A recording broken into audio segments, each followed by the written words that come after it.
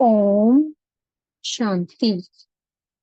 आज 26 अगस्त 2024 का मुरली चिंतन है। आज मीठे बाप दादाजी ने कहा, मीठे बच्चे, बड़ा बाबा तुम बड़े आदमियों को ज्यादा मेहनत नहीं होती। मीठे बाबा ने क्या कहा?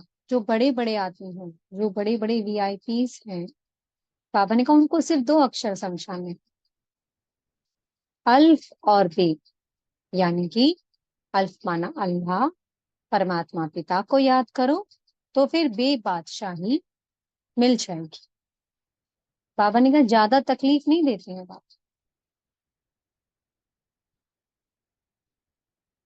प्रश्न है, रूहानी बाप का मुख्य कर्तव्य कौन सा है जिसमें बाप को मजा आता है? रूहानी हमारे पिता का कर्तव्य है पतितों को पावन बनाना। ये कर्तव्य सिर्फ एक परम पिता शिव परमात्मा ही करते हैं, और कोई भी इस संसार की कोई भी आत्मा पतितों को पावन नहीं बना सकती, क्योंकि पतित पावन वो एक बात है। बाबा कहते मुझे इसमें बड़ा मजा आता, क्योंकि बाबा पूरे कल्प में सिर्फ संगम पर एक ही बार आते हैं, और जब आते हैं तो सारी दुनिया को, सारी सृष्टि को, हर एक आत्मा को पवित्र बना देते हैं। पांचों तत्व भी पवित्र बन जाते हैं, प्रकृति भी सतो प्रधान बन जाती है। तो बाबा कहते हैं, बाप आए हैं सबकी सदगति करने, अपने बच्चों को सदगति देने। सदगति देना मतलब स्वर्ग देने के लिए, गति माना शांति धाम में जाने के लिए। बाबा ने कहा सिर्फ एक पाठ पक्का करना। कौन सा पाठ पक्का करना है? कि मैं ये भी नहीं हूं, मैं एक आत्मा हूं। लेकिन बाबा के साथ साथ ये भी कहते हैं कि आप बच्चों को 63 जन्मों से आदत पड़ गई है देह में रहने की, देह देखने की। तो 63 जन्मों की जो आदत पड़ी है, बाबा आकर के उस आदत को, उस संस्कार को सिर्फ एक इस ब्राह्मण जन्म में आकर के छुड़ाते हैं, और बार बार रोज रोज समझाते हैं कि बच्चे ये पाठ पक्का करो, मैं मैं ये भी नहीं, और आत्मा समझ मुझ पिता को याद कर। तो जो आत्मा जितना ज्यादा आत्मा समझ परमात्मा को याद करती जाती है, वो आत्मा पावन बनती जाती है। बाबा कहते हैं याद की यात्रा बहुत जरूरी है, याद से ही पवित्र बनेंगे। पवित्र बनने बगैर आत्मा ना तो घर जा सकती है, ना ही उस पवित्र दुनिया में जा सकती है। पढ़ाई से अगर किसी ने बहुत ऊंचा पद पा लिया, लेकिन अगर याद नहीं किया परमात्मा को और आत्मा पवित्र नहीं बनी, तो धर्मराज की सजाएं खानी पड़ेंगी, और सजाएं खाएगी जो आत्मा, तो उसका पद फिर कम हो जाएगा। तो इसलिए बाबा कहते हैं सारा मदार याद पर है। बाबा कहते हैं कि बच्चे, तुम जानते हो 84 जन्म तुमने कैसे लिए हैं? बाबा हमें पूरी यात्रा समझाते हैं, आदि मध्य अंत की।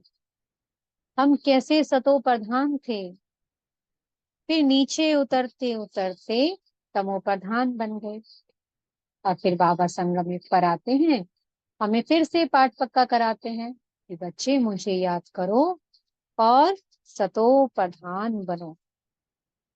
याद से ही आत्मा सतो प्रधान बनती है।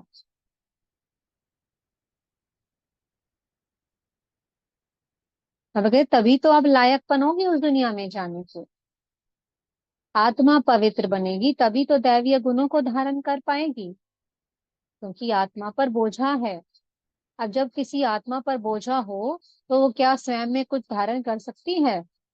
जब तक आत्मा पवित्र नहीं बनेगी, उसमें पवित्रता का बल नहीं आएगा, तब तक दैवीय गुण धारण कैसे होंगे? तो इसलिए पहले है याद। जैसे जैसे याद बढ़ती जाती है, वैसे वैसे हमारे अनादि गुण, आदि गुण स्वतः ही जागृत होते जाते हैं। नीचे बाबा ने कहा है सिर्फ एक पाठ पक्का करो, अपने को आत्मा समझो। घड़ी घड़ी स्वमान दो अपने आप, स्वमान में रहो। घर में काम काज कर रहे हो, कोई वर्क कर रहे हो, तो अपने को मैं आत्मा कार्य करा रही है इन कर्मेंद्रियों के द्वारा। मैं आत्मा इन कर्मेंद्रियों के द्वारा भोजन पका रही हूँ। इन हाथों से बाबा को भोग तैयार करा रही हूँ। ऐसे ऐसे आत्मा का पाठ पक्का करके। नीचे बाबा ने फिर शास्त्रों की बात की कि शास्त्रों में लिख दिया है कि असुरों की और देवताओं की लड़ाई लगी। और भक्ति में क्या होता है, सब क्या करते हैं, एक दूसरे की पिछाड़ी सत सत कहते रहते हैं, हाँ जी सत्य है सत्य है। लेकिन बाबा ने कहा कि आप सोचो जरा कि देवताओं में तो हर आत्मा दैवीय गुणों से संपन्न है, पवित्र दुनिया है। पवित्र दुनिया में तो असुर जा नहीं सकते, तो वहां लड़ाई की कोई बात नहीं। और कलयुग है, आसुरी राज्य है, वहां पवित्र आत्माएं यानी कि देवी देवता आ नहीं सकते हैं। तो जरा असुरों और देवताओं की लड़ाई कब लगी फिर, समझते नहीं है। बाबा ने कह दिया तुम ही असुर थे, तुमको ही मैंने अपना बच्चा बनाकर ब्राह्मण बनाया, और फिर ब्राह्मण से तुम क्या बने, तुम ही देवता बने। देवताएं क्या हैं, अहिंसा परमो धर्म का पालन करने वाली आत्माएं, संपूर्ण अहिंसक हैं। तो वहां युद्ध कैसे हो सकता है, कैसे लड़ाई हो सकती है। बाबा कहते हैं समझते नहीं है, बस सत सत करते रहते हैं, पत्थर बुद्धि बन गए हैं। बाबा याद दिलाते हैं देखो तुम कैसे पारस बुद्धि थे, सबको सुख देने वाली आत्माएं थे, और कैसे बन गए, कांटों का जंगल बन गए, सबको दुख देने वाले बन गए। पहले तुम्हारे ऊपर डबल ताज था, रतन जड़ित हीरो का ताज और पवित्रता का। और फिर क्या हुआ, द्वापर आने पे पवित्रता का ताज उड़ गया, और कलयुग आया तो वो हीरे ज्वारों का ताज उड़ गया, राजाई भी चली गई। और अब क्या है तुम्हारे पास, कोई ताज नहीं है, कोई गुण नहीं है, कोई कला नहीं है। तो बाबा ने कह दिया ये सिद्ध है अभी रावण राज्य है। तो बाबा हमें रावण राज्य से बाहर निकाल राम राज्य में ले जाते हैं, जहाँ अपार सुख है, अपार शांति है, संपन्नता है। नीचे बाबा ने कहा तुम्हारी एम ऑब्जेक्ट क्या है, लक्ष्मी नारायण बनना है। तो कौन बनेगा लक्ष्मी नारायण, जो फुल मार्क्स से पास होगा। बाबा ने कहा सिर्फ 8 रत्न होते हैं जो पास विद ऑनर बनते हैं, जिनके पूरे 100 मार्क्स आते हैं, और फिर नंबर वार मार्क्स कम होते जाते हैं, तो फिर पद भी नंबर वार मिलता है। तो इसलिए बाबा कहते हैं सबकी पढ़ाई अपनी अपनी यात्रा के अनुसार, हर आत्मा अपने अपने पाठ के अनुसार पढ़ाई पढ़ रही है, तो फिर उसी अनुसार उसको पद की प्राप्ति होनी है। लेकिन बाबा फिर वही बात पाठ पक्का कराते हैं, अपने को आत्मा समझो, मुझे याद करो। फिर बाबा ने बताया कि बड़े बड़े आदमियों को इनॉग्रेशन पे बुला, क्योंकि जब कोई बड़ा आदमी आता है तो उसके पीछे बहुत सारे लोग आते हैं। कहते हैं भी ये इतना बड़ा आदमी इस संस्था को अगर फॉलो कर रहा है तो कोई बहुत बड़ी बात होगी। तो फिर उनके पीछे पीछे बहुत सारे लोग आते हैं। तो इसलिए बाबा कहते हैं उनको इनवाइट करो, और उनको फिर क्या समझाना है, सिर्फ 2 अक्षर समझाने हैं। कौन से 2 अक्षर, अल्फ और बे। ज्यादा मेहनत नहीं देनी, सिर्फ 2 अक्षर समझाने हैं, अल्फ और बे।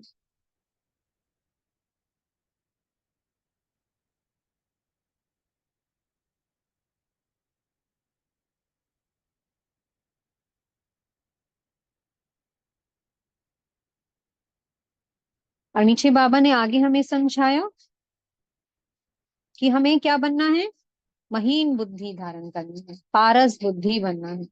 और पारस बुद्धि भी कैसे बनेंगे, याद की यात्रा से।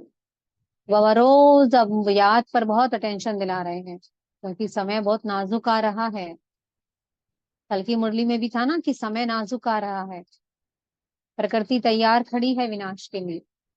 तो इसलिए ज्यादा से ज्यादा याद की यात्रा में रहना है, क्योंकि अंतमति सुगति हो जाएगी फिर। तो जो आत्मा परमात्मा को याद करने का, स्वयं को आत्मा समझ अभ्यास पक्का कर लेती है, फिर आत्मा उस गति को ही प्राप्त करती है, फिर उसे वही याद आता है। इनके सदगुरु जी ने आज वरदान दिया है, कर्म और योग के बैलेंस द्वारा ब्लेसिंग का अनुभव करने वाले कर्म योगी भवा।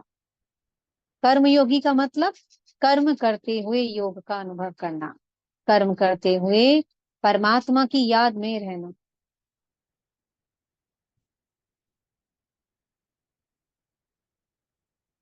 तो जो आत्मा कर्म और योग का बैलेंस रखती है, हर कर्म कर्मित करते हुए परमात्मा को याद करती है, तो उसको बाबा की दुआएं मिलती हैं कि बच्चा कितनी मेहनत कर रहा है। और फिर वो आत्मा जब संबंध संपर्क में भी आती है तो सबको सुख ही देती है, सबको प्रेम ही बांटती है, तो उन आत्माओं से भी दुआएं मिलती हैं। देखो कितनी दुआओं का खाता जमा होता है। हम साधारण नीति से देखें, जब हम कोई कुछ अच्छा कर्म करते हैं, किसी नीडी की मदद करते थे या कहीं पे कुछ दान पुण्य करते थे, तो खुशी मिलती थी, वहां से हमें दुआएं मिलती थी। किसी की हमने मदद की तो वो आत्मा में दुआएं देती थी। यहाँ पर हम एक कदम में पदम जमा कर रहे हैं, परमात्मा की दुआएं हमें मिल रही हैं। साथ साथ जो हम मनसा सेवा करते हैं, सकाश देते हैं, तो बेहद की आत्माओं की दुआएं मिलती हैं, प्रकृति हमें दुआएं देती है। तो बाबा कहते हैं, तो सोचो कितनी दुआओं का खाता आपके पास जमा होता है। और ये कैसे होगा?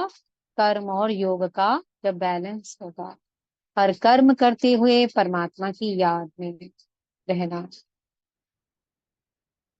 ओम शांति।